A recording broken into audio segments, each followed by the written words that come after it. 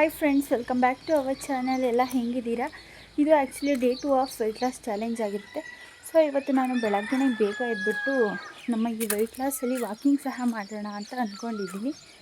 So walking ಮಾಡೋದಕ್ಕಾಗಿಯೂ ಇಲ್ಲಿ ನಮ್ಮ ಮನೆ ಮುಂದೆ ಇರುವಂಥ ಟೆರೆಸ್ ಮೇಲೆ ವಾಕಿಂಗ್ ಮಾಡೋದಕ್ಕೆ ಅಂತ ಬಂದು ಆ್ಯಕ್ಚುಲಿ ಇವತ್ತು ನಾನು ಮೊನ್ನೆ ಒಂದು ಸಲ ಬೀಟ್ರೂಟ್ ಜ್ಯೂಸನ್ನ ಮಾಡಿದ್ದೆ. ಸೊ ಅದೇ ರೀತಿ ಜ್ಯೂಸನ್ನ ಇವತ್ತು ಸಹ ಮಾಡೋಣ ಅಂತ ಹೇಳಿ ಮಾಡ್ಕೊತಾ ಇದ್ದೀನಿ.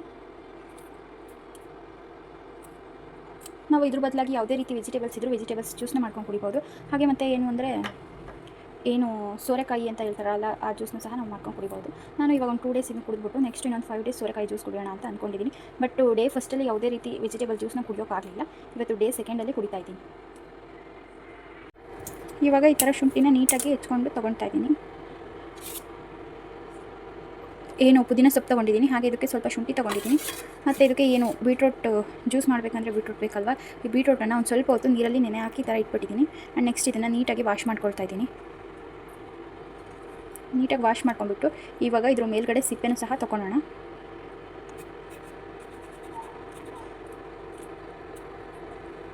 ಆ್ಯಕ್ಚುಲಿ ABC ಜ್ಯೂಸು ಅಷ್ಟೇ ತುಂಬಾ ಒಳ್ಳೆಯದು ಆರೋಗ್ಯಕ್ಕೆ. ಇದನ್ನು ಸಿಪ್ಪೆ ತೆಗಿಯೋದಕ್ಕಿಂತ ಮುಂಚೆನೇ ತೊಳ್ಕೊಂಬಿಡಿ. ಸಿಪ್ಪೆ ತೆಗೆದಾದ್ಮೇಲೆ ತೊಳೆದ್ರೆ ಇದ್ರ ಕಲರ್ ಎಲ್ಲ ಹಾಗೆ ನೀರಲ್ಲೇ ಹೋಗ್ಬಿಡುತ್ತೆ. ಇವಾಗ ಸಿಪ್ಪೆ ತೆಗಿತಾ ಇದ್ದೀನಿ. ನಾವು ಇದ್ರ ಬದಲಾಗಿ ಬೇರೆ ಯಾವುದೇ ರೀತಿಯ ವೆಜಿಟೇಬಲ್ ಜ್ಯೂಸ್ನ ಸಹ ಮಾಡ್ಕೊಂಡು ಕುಡಿಬೋದು. ಇದಕ್ಕೆ ಕ್ಯಾರೆಟು ಮತ್ತು ಬೀಟ್ರೂಟು ಇವೆರಡನ್ನೂ ಹಾಕಿ ಸಹ ವೆಜಿಟೇಬಲ್ ಜ್ಯೂಸ್ ಮಾಡ್ಕೊಬೋದು. ಹಾಗೆ ನೆಕ್ಸ್ಟ್ ಇದಕ್ಕೆ ನಾವು ಒಂದು ಸ್ವಲ್ಪ ಲೆಮನ್ನು ಸಹ ಆ್ಯಡ್ ಮಾಡ್ಕೊಂಡು ಮಾಡಿದರೆ ಇನ್ನೂ ಚೆನ್ನಾಗಿರುತ್ತೆ. ಮತ್ತೇನು ಸೋರೆಕಾಯಿ ಮತ್ತು ಬೂದ್ಕುಂಬಳಕಾಯಿ ಅಂತ ಹೇಳ್ತಾರಲ್ಲ, ಆ ಜ್ಯೂಸು ಸಹ ತುಂಬಾ ಒಳ್ಳೆಯದು ಆರೋಗ್ಯಕ್ಕೆ. ಸೋರೆಕಾಯಿ ಮತ್ತು ಬೂದ್ಕುಂಬಳಕಾಯಿ ಜ್ಯೂಸು ಒಂಥರ ಫ್ಯಾಟ್ ಕಟರ್ ಡ್ರಿಂಕ್ ಅಂತಲೇ ಹೇಳ್ಬೋದು. ನೋಡಿ, ಈ ರೀತಿ ಇವಾಗ ಇದನ್ನು ಸಿಪ್ಪೆನ ತೆಗೆದ್ಬಿಟ್ಟು ಇಟ್ಕೊಂಡಿದ್ದೀನಿ.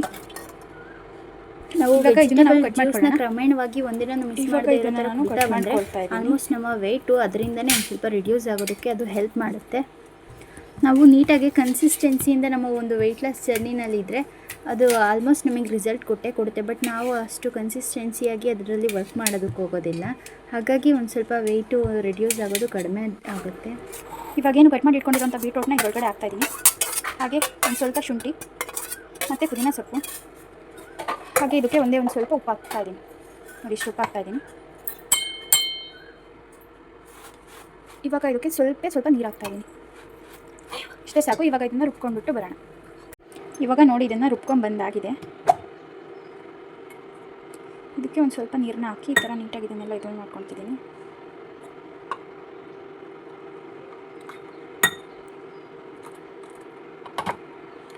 ಇವಾಗ ಇದನ್ನು ನೀಟಾಗಿ ಸೋಸ್ಕೊಂಡ್ಬಿಡೋಣ. ಈ ಥರ ಒಂದು ಇದನ್ನು ತೊಗೊಂಡ್ಬಿಟ್ಟು ಇದರಲ್ಲಿ ಇವಾಗ ಇದನ್ನು ಸೋಸ್ಕೊಳ್ತೀನಿ.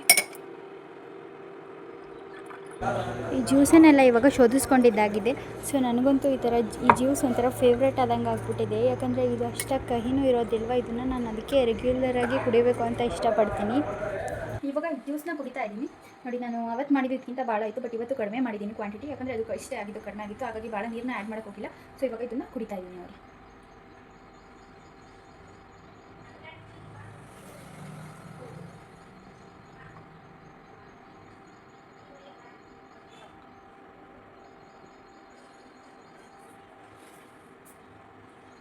ನೋಡಿ, ನಾನು ಒಂದು ವೆಜಿಟೇಬಲ್ ಜ್ಯೂಸ್ನ ಕುಡಿದ್ಬಿಟ್ಟು ಖಾಲಿ ಮಾಡಿದ್ದೀನಿ. ಇವಾಗ ನೆಕ್ಸ್ಟ್ ಒಂದು ಡಿಟಾಕ್ಸ್ ಡ್ರಿಂಕ್ ಮಾಡ್ಕೊಳ್ಳೋಣ ಅಂದ್ಕೊಂಡಿದ್ದೀನಿ. ಆವಾಗ ಇದನ್ನು ಮಾಡ್ತೀನಿ. ಇವಾಗ ಟೈಮ್ ಬಂದುಬಿಟ್ಟು 8:30 ಆಗಿದೆ.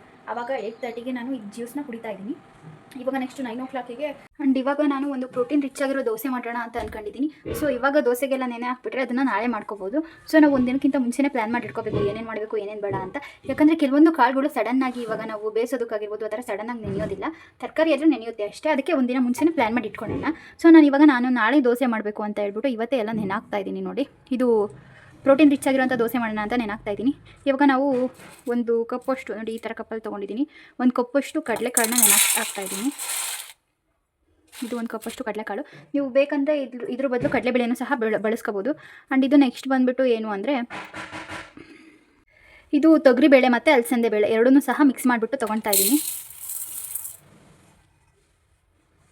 ಆ್ಯಂಡ್ ಇದು ಬಂದುಬಿಟ್ಟು ಹೆಸರು ಕಾಳು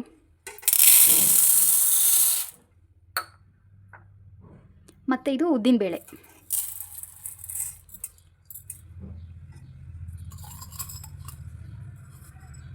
ಇಷ್ಟನ್ನು ತೊಗೊಳ್ತಾ ಇದ್ದೀನಿ.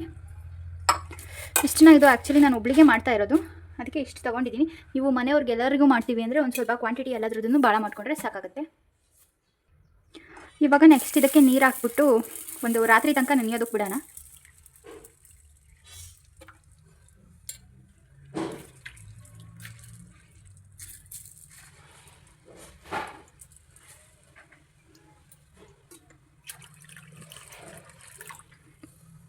ಈ ಥರ ನೀರು ಹಾಕ್ಬಿಟ್ಟಿದ್ದೀನಿ. ನಾವು ಬೇಕಂದ್ರೆ ಇವಾಗಲಾದರೂ ತೊಳ್ಕೊಬೋದು ಅಥವಾ ನೆಂದಾದ್ಮೇಲಾದರೂ ತೊಳ್ಕೊಬೋದು. ನಾನು ಇದೆಲ್ಲ ನೆನೆಸಿ ಆದಮೇಲೆ ನೈಟು ಇದನ್ನು ರುಬ್ಬಿಡ್ತೀವಲ್ಲ ಆವಾಗ ತೊಳೆಯೋಣ ಅಂತ ಅಂದ್ಕೊಂಡಿದ್ದೀನಿ. ಇವಾಗ ಇದು ನೆನಿಲಿ ರಾತ್ರಿ ತನಕ, ನೆಂದು ರುಬ್ಬಿಟ್ಟು ನಾಳೆ ದೋಸೆ ಮಾಡ್ತೀನಲ್ಲ ಆವಾಗ ಇದನ್ನು ಕಂಟಿನ್ಯೂ ಮಾಡ್ತೀನಿ. ಇವಾಗ ಇದನ್ನು ಹಾಗೆ ಒಂದು ಸ್ವಲ್ಪ ಹೊತ್ತು ಎತ್ತಿಟ್ಬಿಡೋಣ ಇದು ನೆನೆಯೋ ತನಕ. ಇವಾಗ ಎತ್ತಿಡ್ತೀನಿ. ಇದನ್ನು 10 ಅವರ್ ನೆನೆಯೋದಕ್ಕೆ ಅಂತ ಇಟ್ಟಿದ್ದೀನಿ. ನೋಡಿ ಹೀಗಾಗಿದೆ.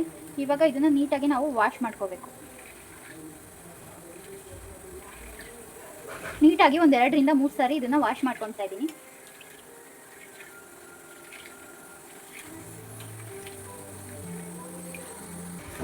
ಇವಾಗ ಇದನ್ನ ಒಂದು 3 ಸಲ ತೊಳೆದಿಟ್ಟಿದ್ದೀನಿ.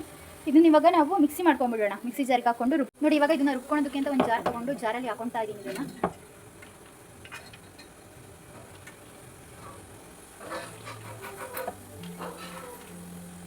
ಇವಾಗ ಜಾರ್ನಲ್ಲಿ ಹಾಕಿ ಆಗಿದೆ ಅಲ್ವಾ, ಇದಕ್ಕೆ ಒಂದು ಸ್ವಲ್ಪ ನೀರನ್ನ ಹಾಕೊತಾ ಇದ್ದೀನಿ. ನೋಡಿ ಇಷ್ಟು ಸಾಕು ನೀರನ್ನ ಹಾಕಿ ಇವಾಗ ರುಬ್ಕೊಂಡು ಬರ್ತೀನಿ ನೋಡಿ. ಆ್ಯಂಡ್ ಇವಾಗ ಇದನ್ನು ಬೆಳಗ್ಗೆ ತನಕ ಫರ್ಮೆಂಟೇಷನ್ಗೆ ಅಂತ ಇದನ್ನು ಹಾಗೆ ಇಡ್ತಾ ಇದ್ದೀನಿ. ನಾನೇನು ಈ ದೋಸೆ ಹಿಟ್ಟನ್ನು ಫರ್ಮೆಂಟೇಷನ್ಗೆ ಅಂತ ಇಟ್ಟಿದ್ನಲ್ಲ ಅದು ತುಂಬ ಚೆನ್ನಾಗಿ ಉಬ್ಬಿ ಬಂದಿತ್ತು ದೋಸೆ ಹಿಟ್ಟು. ಸೊ ದೋಸೆ ಹಿಟ್ಟು ಈ ಥರ ಉಬ್ಬಿ ಬಂದರೆ ತುಂಬಾ ಚೆನ್ನಾಗಾಗುತ್ತೆ ದೋಸೆ. ಕೆಲವೊಂದು ಸಲ ಇನ್ಸ್ಟೆಂಟಾಗಿ ದೋಸೆ ಮಾಡ್ಕೊಂಡ್ಬಿಡ್ತೀವಿ, ಬಟ್ ಅದಕ್ಕಿಂತ ಈ ಥರ ಫರ್ಮೆಂಟೇಷನ್ಗೆ ಇಟ್ಬಿಟ್ಟು ಮಾಡೋದ್ರಿಂದ ದೋಸೆ ತುಂಬಾ ಚೆನ್ನಾಗಿ ಬರುತ್ತೆ. ಇದಕ್ಕೆ ದೋಸೆಗೆ ಕಾಂಬಿನೇಷನ್ ಆಗಿ ಆಲೂಗೆಡ್ಡೆ ಪಲ್ಯ ಇದ್ದರೆ ಇನ್ನೂ ತುಂಬ ಚೆನ್ನಾಗಾಗುತ್ತೆ. ಬಟ್ ಆಲೂಗೆಡ್ಡೆ ಖಾಲಿಯಾಗಿತ್ತು ಅಂತ ಆಲೂಗೆಡ್ಡೆ ಪಲ್ಯ ಮಾಡಲಿಲ್ಲ. ನೆಕ್ಸ್ಟ್ ಇದಕ್ಕೆ ನಾನು ಒಂದು ಸ್ವಲ್ಪ ಉಪ್ಪು ಮತ್ತು ಸೋಡಾ ಪುಡಿ ಎರಡನ್ನೂ ಹಾಕ್ಬಿಟ್ಟು ನೀಟಾಗಿ ಮಿಕ್ಸ್ ಮಾಡಿ ಇಡ್ತಾ ಇದ್ದೀನಿ. ಒಂದು ಸ್ವಲ್ಪ ಹೊತ್ತು ಇಟ್ಬಿಟ್ಟು ನೆಕ್ಸ್ಟು ಇದರಲ್ಲಿ ನಾನು ದೋಸೆ ಮಾಡ್ತಾಯಿದ್ದೀನಿ. ಇದಕ್ಕೆ ನಾನು ಚಟ್ನಿ ಮಾಡಿದ್ದೀನಿ. ಆಲೂಗೆಡ್ಡೆ ಇಲ್ಲ ಅನ್ನಲ್ಲ, ಸೊ ಹಾಗಾಗಿ ಆಲೂಗೆಡ್ಡೆ ಪಲ್ಯ ಮಾಡೋಕ್ಕಾಗಲಿಲ್ಲ, ಚಟ್ನಿ ಮಾಡಿದ್ದೀನಿ. ಇವಾಗ ನಾನು ದೋಸೆನೆಲ್ಲ ವಿತೌಟ್ ಆಯಲ್ಲೇ ಮಾಡೋದು. ಸೊ ಇದನ್ನು ಸಹ ವಿತೌಟ್ ಆಯಲ್ ಮಾಡ್ತಾಯಿದ್ದೀನಿ. ಆ್ಯಕ್ಚುಲಿ ಏನು ಅಂದರೆ ನಾನು ತಿನ್ನೋದಲ್ಲದೆ, ನಾನು ವಿತೌಟ್ ಆಯಲ್ ತಿನ್ನೋದಲ್ಲದೆ ನಮಗೆ ಇರೋದು ಎಲ್ಲರಿಗೂ ಸಹ ವಿತೌಟ್ ಆಯಲ್ಲೇ ಮಾಡ್ಕೊಡ್ತಾ ಇದ್ದೀನಿ. ನನಗೆ ಮರ್ತೋಗ್ಬಿಡುತ್ತೆ ಇದಕ್ಕೆ ಎಣ್ಣೆ ಹಾಕೋದು. ಸೊ ಅವರು ಒಂದು ಸ್ವಲ್ಪ ಎಣ್ಣೆ ಹಾಕು ಅಂತ ಪದೇ ಪದೇ ಹೇಳ್ತಾ ಇರ್ತಾರೆ. ಇದನ್ನು ಇನ್ನೊಂದು ಸ್ವಲ್ಪ ತಿನ್ನೋಣ. ಮತ್ತೇನು ಅಂದರೆ ನನಗೆ ದೋಸೆ ಅಂದರೆ ಸಿಕ್ಕಾಪಟ್ಟೆ ಇಷ್ಟ. ಆ್ಯಕ್ಚುಲಿ ಬೇರೆ ಎಲ್ಲ ಬ್ರೇಕ್ಫಾಸ್ಟ್ಗಿಂತ ದೋಸೆನ ತುಂಬ ಇಷ್ಟಪಟ್ಟು ತಿಂತೀನಿ ನಾನು. ಈ ಥರ ಫಸ್ಟ್ ಟೈಮ್ ಮಾಡಿದ ಈ ಥರ ಪ್ರೋಟೀನ್ ದೋಸೆನ, ಬಟ್ ಇದೇನು ಬರುತ್ತೋ ಹೇಗೋ ಅಂತ ಅಂದ್ಕೊಳ್ತಾ ಇದ್ದೆ. ಬಟ್ ದೋಸೆ ತುಂಬ ಚೆನ್ನಾಗೇ ಬರ್ತಾಯಿತ್ತು. ಆ್ಯಂಡ್ ನೆಕ್ಸ್ಟ್ ನೀವು ಆ್ಯಕ್ಚುಲಿ ಏನಂದರೆ ಭಾಳ ನೀರನ್ನ ಹಾಕೋಕ್ಕೆ ಹೋಗ್ಬಿಡಿ. ನಾವು ಇದಕ್ಕೆ ಭಾಳ ನೀರನ್ನ ಹಾಕಿದರೆ ಏನು ದೋಸೆ ಹಂಚಿಗೆ ಹಿಡಿಯೋ ಅಂಥ ಸಾಧ್ಯತೆ ಇರುತ್ತೆ. ಹಾಗಾಗಿ ನೀರನ್ನ ನೋಡಿಬಿಟ್ಟು ಕಡಿಮೆ ಹಾಕ್ಕೊಳ್ಳಿ. ಮತ್ತು ನಾನು ಇನ್ನೊಂದು ದೋಸೆನ ಮಾಡ್ತಾಯಿದ್ದೀನಿ ಇಲ್ಲಿ. ನಾನು ಆ್ಯಕ್ಚುಲಿ ಇಲ್ಲಿ 2 ದೋಸೆ ತಿನ್ನಬೇಕು ಅಂದ್ಕೊಂಡಿದ್ದೆ, ಬಟ್ ದೋಸೆ ತಿಂತ ನನಗಂತೂ ಸಿಕ್ಕಾಪಟ್ಟೆ ಟೇಸ್ಟಿಯಾಗಿತ್ತು ದೋಸೆ. ಹಾಗಾಗಿ ನಾನು 3 ದೋಸೆ ಮತ್ತು ಚಟ್ನಿನ ತಿಂತಾಯಿದ್ದೀನಿ ಇಲ್ಲಿ. ಹಾಗೆ ವೆಯ್ಟ್ ಲಾಸ್ ಮಾಡ್ತಾಯಿದ್ದೀವಿ ಅಂತ ಒಂದು ಸ್ವಲ್ಪ ಟೇಸ್ಟಿಯಾಗಿರೋ ರೆಸಿಪಿಗಳನ್ನೆಲ್ಲ ಮಾಡ್ಕೊತೀವಿ. ಈ ಥರ ಟೇಸ್ಟಿಯಾಗಿ ರೆಸಿಪಿಗಳನ್ನೆಲ್ಲ ಮಾಡಿ 1 ದೋಸೆ 2 ದೋಸೆ ಎಲ್ಲ ತಿನ್ನೋಕ್ಕಾಗುತ್ತೆ. ಹಾಗಾಗಿ 3 ದೋಸೆ ತಿಂದಿದ್ದೀನಿ. ಹೀಗೆ ಕೆಲವೊಂದು ಸಲ ಚೆನ್ನಾಗಿಲ್ಲ ಅಂದರೆ ಏನಪ್ಪ ಇದು ಅದೇ ಗತಿ ವೆಯ್ಟ್ ಲಾಸ್ ಮಾಡ್ತಾಯಿದ್ದೀವಿ, ಈ ಥರ ಫುಡ್ ತಿಂತೀವಲ್ಲ ಅನಿಸುತ್ತೆ. ಅದೇ ಚೆನ್ನಾಗಿದ್ದರೆ ಅದು ವೆಯ್ಟ್ ಲಾಸ್ ಮಾಡ್ತಾಯಿದ್ದೀವಿ ಅನ್ನೋದು ನೆನಪಿರಲ್ಲ. ಡಯಟ್ ಅಂತ ಮಾಡ್ತಾಯಿದ್ದೀವಿ ಅಂತ ಮೊದಲೇ ನೆನಪಿರಲ್ಲ. ನೋಡಿ ಇದು ನನ್ನ ಪ್ಲೇಟ್. ಇಲ್ಲಿ 2 ದೋಸೆ ಮತ್ತು ಹಾಗೆ ಸ್ವಲ್ಪ ಚಟ್ನಿ ತೊಗೊಂಡಿದ್ದೀನಿ. ಚಟ್ನಿನ ಕ್ವಾಂಟಿಟಿ ಕಡಿಮೆ ತೊಗೊಳ್ಳಿ. ಇವಾಗ ಇದನ್ನು ಟೇಸ್ಟ್ ಮಾಡಿ ಹೇಳ್ತೀನಿ ಬನ್ನಿ ಹೇಗಿದೆ ಅಂತ.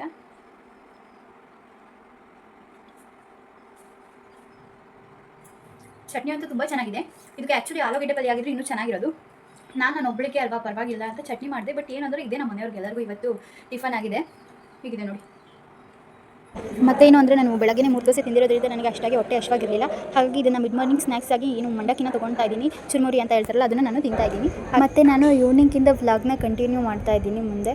ಸೊ ಈವ್ನಿಂಗಿಗೆ ನಾನು 7 o'clock ಬ್ರೇಕ್ಫಾಸ್ಟ್ನ ಕಂಪ್ಲೀಟ್ ಮಾಡ್ತಿದ್ದೀನಿ. ಸೊ ಇವಾಗ ಏನು ಅಂದರೆ ನಾವು ಡಿನ್ನರ್ನ ಬೇಗ ಕಂಪ್ಲೀಟ್ ಮಾಡ್ಕೋಬೇಕು ಅಂದಿದ್ದಲ್ಲ. 7 o'clock ಒಳಗಡೆ ಡಿನ್ನರ್ ಕಂಪ್ಲೀಟ್ ಮಾಡ್ಕೋಬೇಕು. ಸೊ ಅದಕ್ಕೆ ನಾನು ಅಷ್ಟಾಗಿ ನನಗೆ ಹೊಟ್ಟೆ ಹಶ್ವಿರಲಿಲ್ಲ. ಅದಕ್ಕೆ ಒಂದು ಸಿಂಪಲ್ ಆಗಿರೋ ಈ ಥರ ರೆಸಿಪಿ ಮಾಡ್ಕೊಂಡಿದ್ದೀನಿ ನೋಡಿ. ಇದು ಬಂದ್ಬಿಟ್ಟು ಎಗ್ ಬುರ್ಜಿ. ಇದು ಆ್ಯಕ್ಚುಲಿ ನನ್ನ ಯೂಟ್ಯೂಬ್ ಚಾನಲಲ್ಲಿ ಆಲ್ರೆಡಿ ಅಪ್ಲೋಡ್ ಆಗಿದೆ. ಇವಾಗಲೇ ಒಂದು 3-4 ಮಂತ್ಸ್ ಆಯಿತು ಅನ್ಸುತ್ತೆ ಇದನ್ನು ಹಾಕ್ಬಿಟ್ಟು. ಯಾರಿಗಾದರೂ ಇದ್ರ ಬಗ್ಗೆ ಇಂಟ್ರೆಸ್ಟ್ ಇದ್ದರೆ ಹೋಗಿ ಚೆಕ್ ಮಾಡ್ಕೊಳ್ಳಿ. ಇದಾಗಿತ್ತು ಇವತ್ತಿನ ನನ್ನ. ಆ್ಯಂಡ್ ನಾನು ಈವನ್ ವೆಯ್ಟ್ ಲಾಸ್ ಚಾಲೆಂಜಲ್ಲಿ 10K ಸ್ಟೆಪ್ನ ಕಂಪ್ಲೀಟ್ ಮಾಡಬೇಕು ಅಂತ ಅಂದ್ಕೊಂಡಿದ್ದೆ. ಬಟ್ ಇವತ್ತು 10K ಸ್ಟೆಪ್ನ ಕಂಪ್ಲೀಟ್ ಮಾಡೋಕ್ಕಾಗಲಿಲ್ಲ. ಸೊ ಹಾಗಾಗಿ 8K ಸ್ಟೆಪ್ನ ಕಂಪ್ಲೀಟ್ ಮಾಡ್ತಾಯಿದ್ದೀನಿ. ಇದಾಗಿತ್ತು day 2 of weight loss challenge. ಇದೇ ರೀತಿ ಇನ್ನಷ್ಟು ಹೆಚ್ಚಿನ ವಿಡಿಯೋಗಾಗಿ ಫಾಲೋ ಮಾಡಿ Chandana Gowda YouTube channel. Thank you for watching. ಇನ್ನೂ ನಮ್ಮ ಚಾನಲ್ನ ಸಬ್ಸ್ಕ್ರೈಬ್ ಮಾಡಿಲ್ಲ ಅಂದರೆ ದಯವಿಟ್ಟು ಸಬ್ಸ್ಕ್ರೈಬ್ ಮಾಡ್ಕೊಳ್ಳಿ.